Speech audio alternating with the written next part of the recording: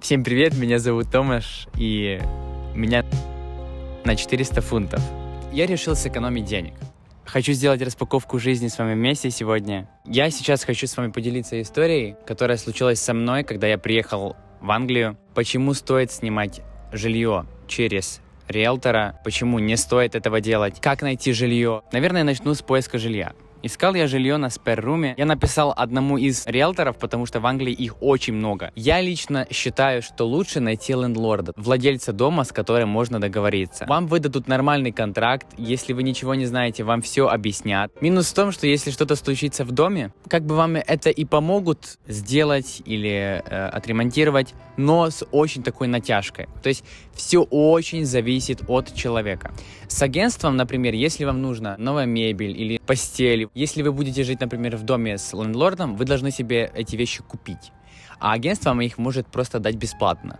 Но так как у нас не было варианта, мы просто решили как бы жить в том доме. Не было возможности поехать, все посмотреть, проверить их нотариально. Нам дали ключи, мы приехали, уставшие.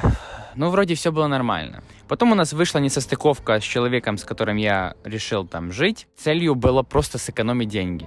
Комната стоила 800 фунтов. Я платил за себя 400 фунтов за место, плюс еще мы платили 30 фунтов bills. Я себе спокойно живу в комнате, зная, что я заплатил за свое место. Плюс в Англии еще платится депозит. Мы подписали контракт вместе. Booking summary, что не является tenancy agreement, это просто как будто мы жили в хостеле. В один прекрасный момент этот человек мне заявляет, я съезжаю. Есть еще закон, что агентство, тот, кто дает жилье, должен тебя предупредить 14 дней перед тем. Нужно тебе съезжать или найти другое жилье. Мне никто ничего не говорит. То есть у меня еще за 1 месяц заплачено. Дошло к той ситуации, что мне начали угрожать, мне начали вызванивать.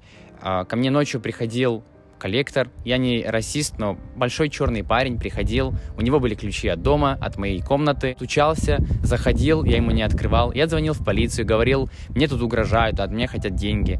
Никто мне не помог, никто не приехал. Дошло к тому, что приехал лендлорд с какой-то девушкой с агентства. Мне сказали, мы вам принесем завтра деньги, вы съезжаете. То есть здесь вот на этом ровном месте меня просто обманули. Вся эта ситуация, когда меня просто уже хотели выставить на улицу. Владелица уже нового дома, Сара, дом которой я нашел на сайте аренды недвижимости, охотно помогла мне не остаться без крыши над головой, предоставив мне комнату за 420 фунтов в месяц. У нее было 3 комнаты, я знал еще 2 человек, поэтому я им посоветовал, говорю, за хорошие деньги есть дом. Я сейчас как бы живу там, в этом доме, и как бы ситуация закончилась. Но я что заметил? У нее все чисто, то есть она мне все показала, она мне все объяснила, она показала, что такое tenancy agreement, какие права у меня есть, все прописано. И даже вот я вам расскажу историю, когда вот пришли из газовой конторы и сказали типа, что здесь не платят за газ. И когда я показал свои документы, в моих документах прописано, то есть у меня все включено, то есть я за газ не отвечаю. Понимаете, все зависит от агентства и от человека. Здесь играет очень большую роль человеческий фактор. Я не хочу вам сейчас сказать, что лучше, а что хуже, это все на ваше личное усмотрение. Но я убедился в том, что лучше иметь возможность разговаривать с лендлордом, чем с агентством. Я сниму отдельный ролик, в котором я покажу все документы, контракт, все, что мне выдали, сумму, чтобы вы удостоверились в том, что это была шарашкина контора, чтобы вы знали, что это агентство нужно обходить стороной. Это агентство не подходит ни для кого, даже если у вас есть деньги, вам все равно. Закономерность. Если вам что-то нужно, они отвечают 2 недели. Если вы не заплатили 1 день, они уже вам вызванивают. О моих правах. У меня прав не было. Чтобы вы понимали, если вы подписали контракт, и там живут 2 человек, если один съезжает, значит этот второй, кто остается, ответственен за весь контракт. То есть они потребовали от меня 800 фунтов. И они нарушили 2 пункта закона. Первое, это уведомление о том, что мне нужно съехать. И во-вторых, я им написал сообщение, я не буду платить 800 фунтов за эту комнату. Найдите мне что-то дешевле. Если нет, возвращайте мой депозит, и я съезжаю.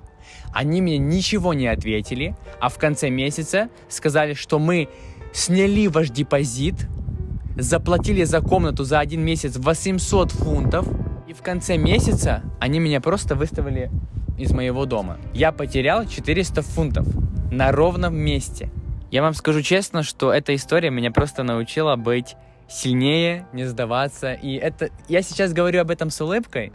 Я действительно, я не расстроен. 300-400 фунтов, они придут, уйдут. Я хочу как бы помочь хотя бы кому-то этой историей и рассказать вот это. И, возможно, кто-то, когда попадет в такую ситуацию, задумается, и у него уже будет хотя бы чуть-чуть вот этот мой опыт. Нужно быть очень внимательным и смотреть, что вы подписываете. То есть вот этот первый совет, который я вам сейчас хочу дать: если у вас есть возможность, заплатите Airbnb, приедьте, посмотрите жилье вживую, посмотрите все документы.